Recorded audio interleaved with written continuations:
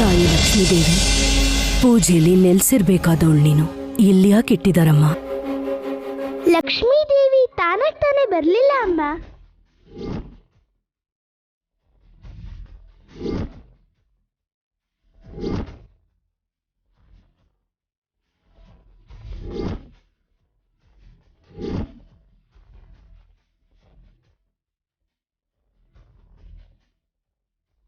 ಮುದ್ದಾಗಿ ಕಾಣಿಸ್ತಿದ್ಯಾ?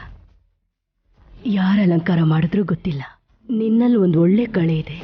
ನಯ್ಯನಮ್ಮನ ಮನೆಯಲ್ಲಿ ವರಮಹಾಲಕ್ಷ್ಮಿ ಹಬ್ಬ ನಡೀಲಿ ಅಂತ ಆ ಶಿವನೇ ನನ್ನ ಈ ವೇಷದಲ್ಲಿ ಹೋಗು ಅಂತ ಕಳ್ಸ್ಕೊಟ್ಟ ಅಮ್ಮ.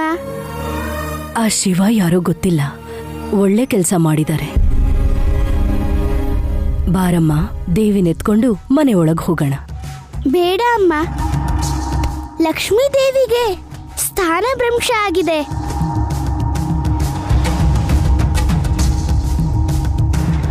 ಸಂಪ್ರೋಕ್ಷಣೆ ಮಾಡೋಷ್ಟು ಇವಾಗ ಸಮಯ ಇಲ್ಲ. ಒಳಗ್ ನೋಡಿದ್ರೆ ಅಮ್ಮ ಅವರು ಒಳ್ಳೆ ಮುಹೂರ್ತದಲ್ಲಿ ಪೂಜೆ ಶುರು ಮಾಡೋಣ ಅನ್ಕೊಂಡಿದ್ದಾರೆ. ಮತ್ತೆ ಆ ದೇವಿ ಇಲ್ಲದೆ ಪೂಜೆ ಹೇಗ್ ಮಾಡೋದು?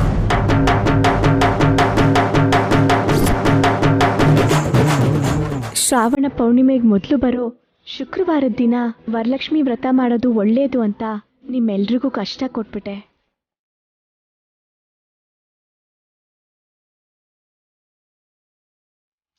ಏನ್ ಪರವಾಗಿಲ್ಲ ನೈನಿ. ಈ ಥರ ಪೂಜೆ ಮಾಡಿದ್ರೆ ಪಾಪಿ ಗಂಡನ್ ಕಟ್ಕೊಂಡಿದೀನಿ ಅನ್ನೋ ನೋವು, ಪ್ರೇತಾತ್ಮಕ್ ಸೊಸೆ ಆಗಿದ್ದೀನಿ ಅನ್ನೋ ದುಃಖ ಹೊಟ್ಟೋಗುತ್ತೆ. ಏಯ್, ಅಂತ ಪಾಪ ಏನ್ ಮಾಡಿದೀವಿ? ನಿಮಗ್ ಗೊತ್ತಲ್ಲಮ್ಮ, ಅವ್ರನ್ನ ಯಾಕೆ ಕೇಳ್ತೀರಾ? ದೊಡ್ಡಮ್ಮ ಬಂದ್ರು. ಬಾತ್ಗೆ ದೊಡ್ಡಕ್ಕ, ನಿಮ್ಮ ನೋಡಿ ನನಗೆ ತುಂಬಾನೇ ಖುಷಿ ಆಯ್ತು ಲಲಿತಕ್ಕ. ನಿಮ್ಮನ್ನಿವತ್ತು ನೋಡಿ ನನಗೆ ತುಂಬಾ ಖುಷಿ ಆಗ್ತಿದೆ ಅಮ್ಮವ್ರೆ. ಸಂತೋಷ ನೈನಿ. ನಿನ್ನ ಅಭಿಮಾನದ ಋಣನ ತೀರ್ಸಕ್ ನಾನು ಬರ್ತಾ ಇರ್ತೀನಿ.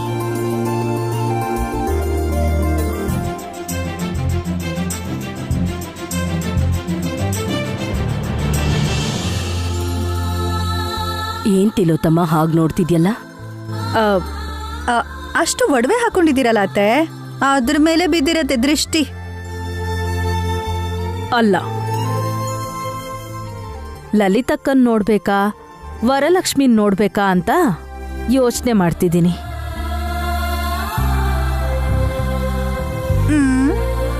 ಸಾಕ್ಷಾತ್ ಲಕ್ಷ್ಮೀದೇವಿನೇ ನಮ್ ದೊಡ್ಡಮ್ಮ.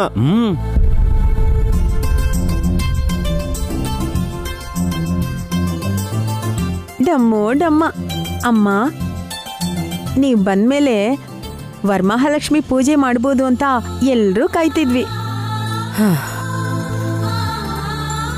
ಶಾಪಗ್ರಸ್ತನಾದ ವಿಶಾಲ ನೋಡಕ್ ಮುಂಚೆ ಆ ದೇವಿನ ನೋಡ್ಬೇಕು ಅನ್ಕೊಂಡೆ. ಮತ್ತೆ ಯಾಕೆ ಲೇಟು? ಅದ್ಗೆ ಆ ಬಟ್ಟೆ ತೆಗೀರಿ.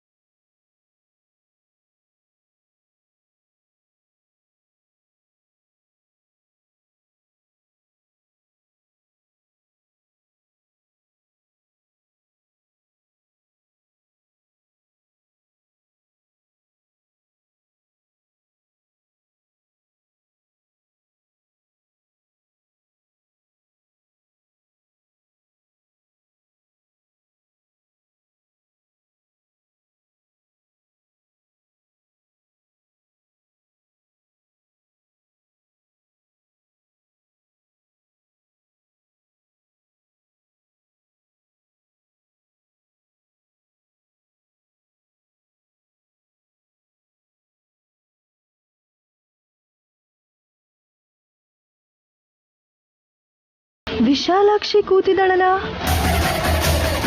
ವಿಗ್ರಹ ಎಲ್ಲ ಹೋಯ್ತೆ?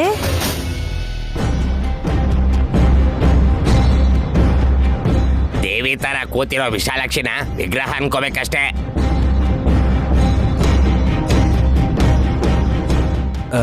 ಮಾಮ್, ಅಲ್ಲ ಇಲ್ಲೇನ್ ನಡೀತಿದೆ ಅಂತ ಸ್ವಲ್ಪ ಹೇಳ್ತೀರಾ?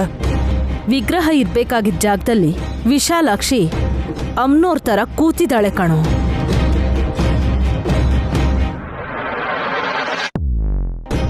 ಮತ್ತೆ ಆ ವಿಗ್ರಹ ಎಲ್ಲಿದೆ? ಅದು ಹೊರಗಿದೆ.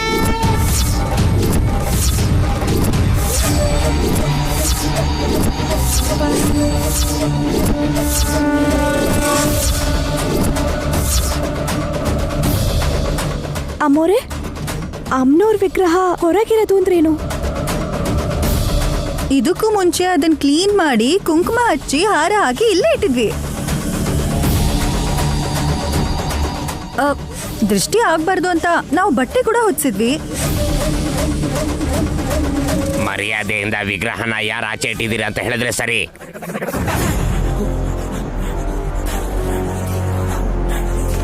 ಅವ್ರ ಮೇಲೆ ಇವ್ರ ಮೇಲೆ ಅಂತ ಅನುಮಾನ ಪಡ್ತಾ ಇದ್ರೆ ನೀವು ಪೂಜೆ ಯಾವಾಗ ಮಾಡ್ತೀರಾ? ಹಾಗಂದ್ರೆ ಈಗ ನಿನಗ್ ಪೂಜೆ ಮಾಡ್ಬೇಕು ಅಂತೀಯಾ? ಮಾಡಿದ್ರೆ ತಪ್ಪೇನು? ಅದೇನಕ್ಕ, ಅವಳಿಗೆ ಪೂಜೆ ಮಾಡೋದಾ? ವಿಶಾಲಾಕ್ಷಿ ಹುಡುಗಿಯಲ್ಲ, ದೇವತೆ.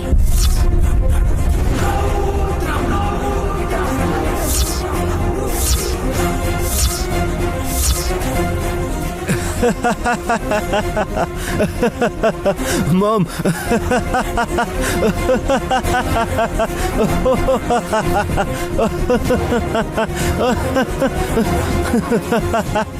ಯಾಕೆ ನಗ್ತಿದ್ಯೋ ವಲ್ಲಭ? ಈ ರೀತಿ ವೇಷ ಹಾಕೊಂಡು ಇದಕ್ಕೂ ಮೊದಲು ಬಂದಿದ್ಲು ದೊಡ್ಡಮ್ಮ. ಆ ವಿಷಯ ಗೊತ್ತಿಲ್ಲದೆ ಬ್ಲೈಂಡ್ ಆಗಿ ನಂಬ್ತಾ ಇದ್ದೀರಾ ನೀವು. ನೀನೇ ಕುರುಡ ಕಣೋ. ನೀವು ಸರಿಯಾಗೇ ಹೇಳಿದ್ರಿ ಅತ್ತೆ. ಮಕ್ಕಳು ದೇವ್ರಿಗೆ ಸಮಾನ ಅನ್ನೋದು ಗೊತ್ತಿಲ್ವಾ ನಿನಗೆ?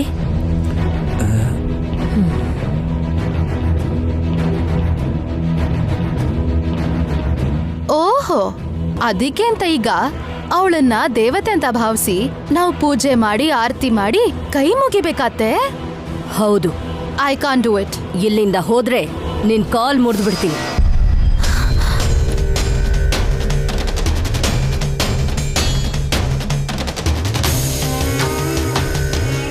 ಪೂಜೆ ಮುಗಿಯೋವರೆಗೂ ಯಾರು ಈ ಹಾಲ್ ಬಿಟ್ಟು ಹೋಗ್ಬಾರ್ದು.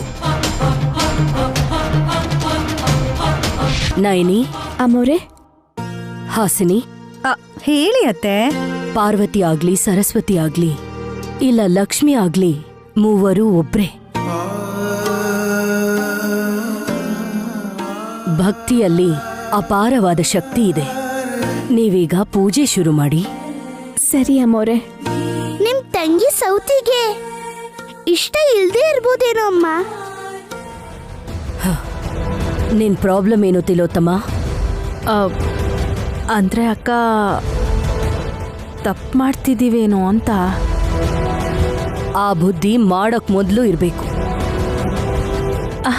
ಅದಕ್ಕಲ್ಲ ಅಕ್ಕ, ಆ ಹುಡುಗಿಗೆ ಪೂಜೆ ಮಾಡೋದಂದ್ರೆ ವಯಸ್ಸು ರೂಪ ನೋಡಿ ಮಣೆ ಹಾಕ್ಬೇಡಿ. ನಾವೀಗ ಪೂಜೆ ಮಾಡ್ತಿರೋದು ಸಾರಸದಳ ನೇತ್ರಕ್ಕೆ, ಚಾರುಮಂಗಳ ದಾತ್ರಿಗೆ, ಭೂರಿ ಕರುಣಾ ದಾತ್ರಿಗೆ, ಸರ್ವ ವನಿತಾ ಮೈತ್ರಿಗೆ, ಸಕಲ ದುರಿತರ ವಿತ್ರಿಗೆ, ಕ್ಷೀರಾಸಾಗರದ ಪುತ್ರಿಗೆ, ಪೋಷಿತಾಶ್ರಿತ ಲೋಕಕ್ಕೆ, ದುರಿತ ಕಾನನ ಧಾತ್ರಿಗೆ, ಶೇಷವಾಹನ ಜಲಜಲೋಚನಿ, ಶ್ರೀ ಮಹಾಲಕ್ಷ್ಮೀ ದೇವಿಗೆ. ಸ್ವಲ್ಪ ಸುಮ್ಮನೆ ಇರೆ. ಚಿಕ್ಕಮ್ಮ, ಅಮ್ಮವರು ಇಷ್ಟು ಚೆನ್ನಾಗಿ ವರ್ಣಿಸಿದ ಮೇಲೆ ವಿಸಿಲ್ ಹಾಕಿದ್ರು ಗಂಟೆ ಹೊಡೆದಾಗೆ.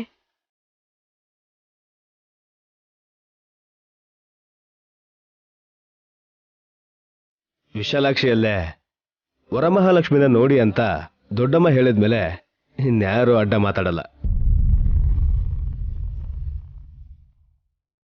ಹೇಳಕ್ಕಾಗೋದು ಇಲ್ಲ. ಹೀಗೆ ಹೇಳ್ತಿರೋದಕ್ಕೆ ನೀವು ದಯವಿಟ್ಟು ತಪ್ಪು ತಿಳ್ಕೊಬೇಡಿ ಅತ್ತೆ.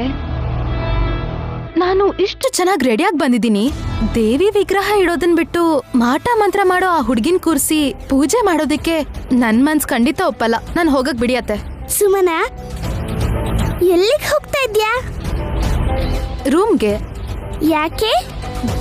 ಯಾಕೆ ಅಂದ್ರೆ ನಿನ್ನ ನೋಡ್ಕೊಂಡು ಇಲ್ಲಿರ್ಬೇಕಾ? ಸುಮನಾ, ಒಂದ್ ನಿಮಿಷ ಅಮ್ಮ. ಸುಮನಾಗೆ ಹೋಗು ಅಂದ್ರೂ ಹೋಗಲ್ಲ. ಯಾಕೆ ಹೋಗಲ್ಲ? ದೊಡ್ಡತ್ತೆ ಹೇಳಿದ್ದಕ್ಕೆ ಇಲ್ಲಿದ್ದೀನಿ ಅಷ್ಟೇ. ಅಲಂಕಾರ ಮಾಡ್ಕೊಂಡು ಬಂದು ಮುಖ ಕಪ್ಪಿಟ್ರೆ ಅಲಂಕಾರ ಮಾಡ್ಕೊಂಡು ಉಪಯೋಗ ಇರಲ್ಲ ಅಲ್ವಾ? ಯಾಕೆ ಹಾಗೆ ಹೇಳ್ತೀಯಾ? ಎಷ್ಟ್ ಚೆನ್ನಾಗಿ ಕಾಣಿಸ್ತಾ ಇದೀನಿ ನಾನು. ಸೀರೆ ಮೇಲೆ ಒಡವೆ ಹಾಕೊಂಡು ಬಂದಿರೋದಕ್ಕೆ ಅಲಂಕಾರ ಅನ್ಕೊಂಡ್ಬಿಟ್ಟಿದ್ದಾಳಮ್ಮ. ತಪ್ಪು ತಿಳ್ಕೊಂಡಿದ್ದಾಳೆ. ಸರಿಯಾಗಿ ನೋಡ್ಕೊಳಕ್ ಹೇಳು. ಅವಳು ಹಾಕೊಂಡಿರೋದು ಒಡವೆ ಅಲ್ಲ, ಅರ್ಥ ಮಾಡಿಸು. ಅದರ ಅರ್ಥ ಹಾವು.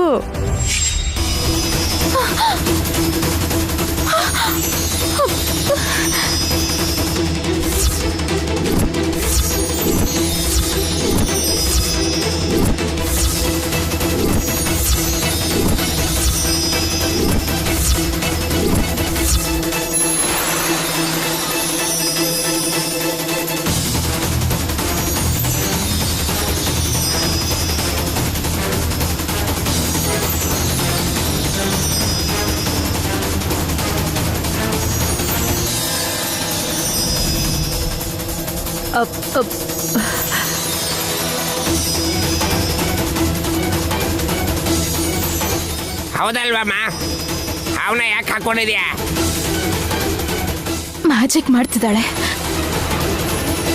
ಭ್ರಮೆ ಪಡೋ ಹಾಗೆ ಮಾಡ್ತಿದ್ದಾಳೆ.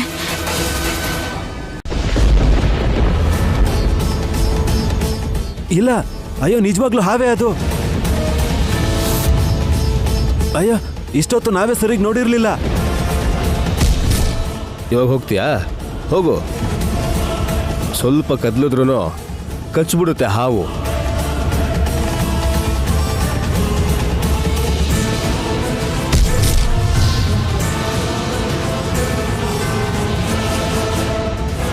ಆ ಅಮ್ಮನವ್ರಿಗೆ ಮಕ್ಕಳಾಗಿರ್ಬೇಕೆ ಹೊರತು ಅವಳ ಜೊತೆಗೆ ನಾವು ಆಟಾಡಬೇಕು ಅಂತ ನೋಡಬಾರ್ದು. ಮೂರ್ಖರಿಂದ ಸಮಯ ವ್ಯರ್ಥ ಅಷ್ಟೇ. ಸುಮನ ಎಲ್ಲಿಗೂ ಹೋಗಲ್ಲ. ನೀವಿಬ್ರು ಶುರು ಮಾಡಿ. ಸುಮ್ಮಿ ಮಾತ್ರ ಅಲ್ಲ, ಯಾರು ಹೋಗೋ ಆಗಿಲ್ಲ ಅತ್ಗೆ. ಹೋಗ್ಬೇಕು ಅಂತ ಅನ್ಕೊಂಡ್ರೆ ಹಾವು ನಿನ್ ಕುತ್ತಿಗೆಗೆ ಸುತ್ಕೊಂಡಿದ್ಯಮ್ಮ, ಹುಷಾರು.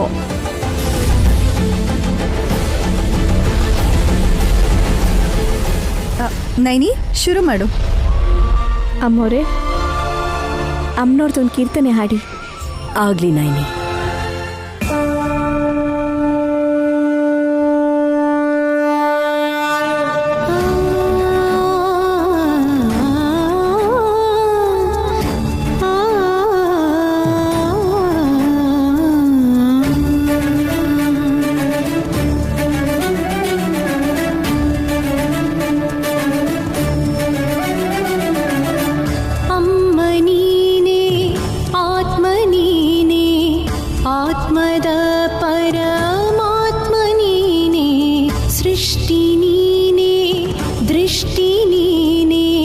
ಸಕಲ ಲೋಕದ ಶಕ್ತಿ ನೀನೇ.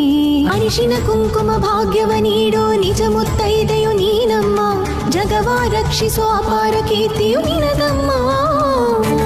ವರವೋ ಶಾಪವೋ ಜಗದೋದ್ಧಾರಕ್ಕೆ ಕರುಣಿಸೋ ತಾಯಿ ನೀನಮ್ಮ. ಕತ್ತಲ ಕಳೆದು ದಾರಿಯ ತೋರೋ ಬೆಳಕಮ್ಮ. ಮೂರು ಕಂಗಳ ಭೈರವಿ ಮಾತೆ ನೋವುಗಳೆಲ್ಲ ಸಂಹರಿಸಿ ಶೋಕ ತುಂಬಿದ ಮನದಲ್ಲಿ ಇಂದು ದೈವಿ ರೂಪದಲ್ಲಿ ನೀನೆಲೆಸು. ಅಮ್ಮ ನೀನೇ, ಆತ್ಮ ನೀನೇ, ಆತ್ಮದ ಪರಮಾತ್ಮ ನೀನೇ.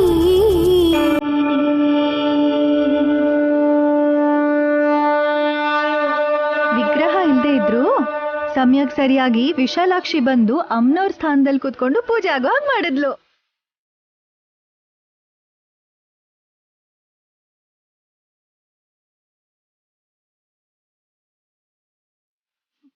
ಪೂಜೆ ಮುಗಿತಿದ್ದ ಹಾಗೆ ಈ ಹಾವು ಇಳ್ಕೊಂಡು ಹೋಗ್ಬೇಕಲ್ಲ. ಹಾವೆಲ್ಲಿದೆ? ಒಡವೆ ಕುತ್ತಿಗೆಗೆ ಹಾಕೊಂಡಿದ್ಯಾ?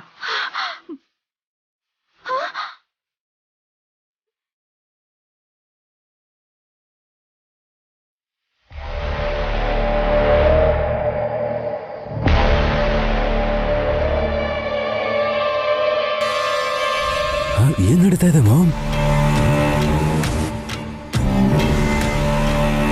ಹೇಳಿಲ್ವಾ ಈ ಮಾಯಾವಿ ವಿಶಾಲಾಕ್ಷಿ ಹೀಗ್ ಮಾಡಿದ್ದು ಅಂತ? ಹೇಗ್ ಬಂದ್ಲೋ ಗೊತ್ತಿಲ್ಲ, ಬರೋದ್ರ ಜೊತೆಗೆ ಎಲ್ರನ್ನೂ ಹೆದರಿಸ್ತಾ ಇದ್ದಾಳೆ ಇವಳು. ಭಯ ಇಲ್ದೆ ಪಾಪದ ಕೆಲಸ ಮಾಡ್ತಾ ಇರ್ಬೇಕಾದ್ರೆ ಹೀಗ್ ಭ್ರಮೆ ಪಡೋ ಹಾಗೆ ಮಾಡಿದ್ರೆ ಮನುಷ್ಯರು ತಿದ್ಕೋತಾರೆ.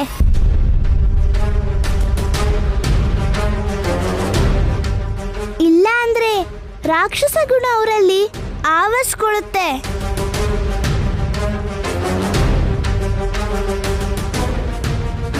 ಅಮ್ಮ ವಿಶಾಲಾಕ್ಷಿ, ಪೂಜೆಗೆ ಮೊದಲೇ ಅಪಶಕುನ ಆಯ್ತು. ವಿಗ್ರಹನ ಹೊರಗಿಟ್ಟಿದ್ರಿಂದ ದೊಡ್ಡ ಉಪಚಾರನೇ ಆಯ್ತು. ಪರವಾಗಿಲ್ಲ ಅಮ್ಮ, ನಮ್ಮ ಅತ್ತಿಗೆ ಲಕ್ಷ್ಮೀದೇವಿಗೆ ನಾನ್ ಸಮಾಧಾನ ಹೇಳ್ತೀನಿ.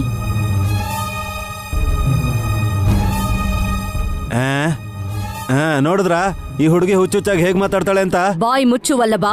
ಯಾರನ್ ಪರೀಕ್ಷಿಸೋಕೆ ವಿಗ್ರಹನ ಇಲ್ಲಿಂದ ತೆಗೆದು ಹೊರಗಿಟ್ರಿ?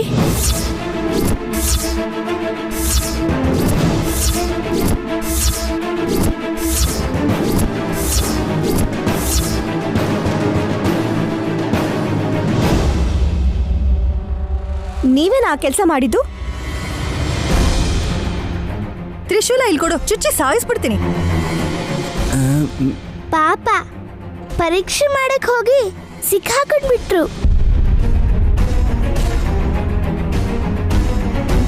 ಯಾವ ಕಾರಣಕ್ಕೆ ಹಾಗೆ ಮಾಡಿದ್ರಿ ನೀವು? ನಾವೇ ಮಾಡಿದೀವಿ ಅನ್ನೋ ತರ ಮಾತಾಡ್ತಿದ್ದೀರಲ್ಲಕ್ಕ. ನೀವೇ ಮಾಡಿದಿರಿ ಅಂತ ನನಗ್ ಚೆನ್ನ. ಬೇಡ ಅಮ್ಮ, ಹೋಗ್ಲಿ ಬಿಟ್ಬಿಡಿ. ಸಾಕ್ಷ್ಯಾಧಾರ ಇದ್ರೆ ತಪ್ಪನ್ನ ಒಪ್ಕೋತೀನಿ ಅಕ್ಕ. ಆದ್ರೆ ಹೀಗ ಆರೋಪ ಮಾಡಿದ್ರೆ ಬೇಜಾರಾಗತ್ತೆ. ನೋಡಿ ಅತ್ತೆ, ಯಾರೇ ಮಾಡಿದ್ರು ಅಮ್ಮನವ್ರಿಗೆ ಅಪಚಾರ ಮಾಡ್ದ ಹಾಗೆ ಅಲ್ವಾ? ವಿಶಾಲಾಕ್ಷಿ, ಅಮ್ಮನವ್ರು ಇರ್ಬೇಕಾದ ಜಾಗದಲ್ಲಿ ನೀನೇ ಕೂತಿರೋದ್ರಿಂದ ಆ ಕೆಲಸ ಮಾಡಿರೋರ್ನ ನೀನೇ ಕ್ಷಮಿಸ್ಬೇಕು. ಯದಕ್ಷರ ಪದಾಭ್ರಷ್ಟಂ ಮಾತ್ರ ಹೀನಂತೂ ಯದ್ಭವೇತ್ ತತ್ಸರ್ವಂ ಕ್ಷಮತಾಂ ದೇವಿಂ ನಾರಾಯಣಿ ನಮೋಸ್ತುತೆ.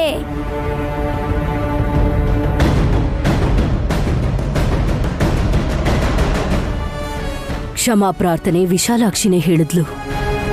ನಾವು ಮಾಡ್ಬೇಕಾಗಿದ್ದ ಕೆಲ್ಸ ಈ ವಿಶಾಲಾಕ್ಷಿನೇ ಮಾಡಿದ್ಲು.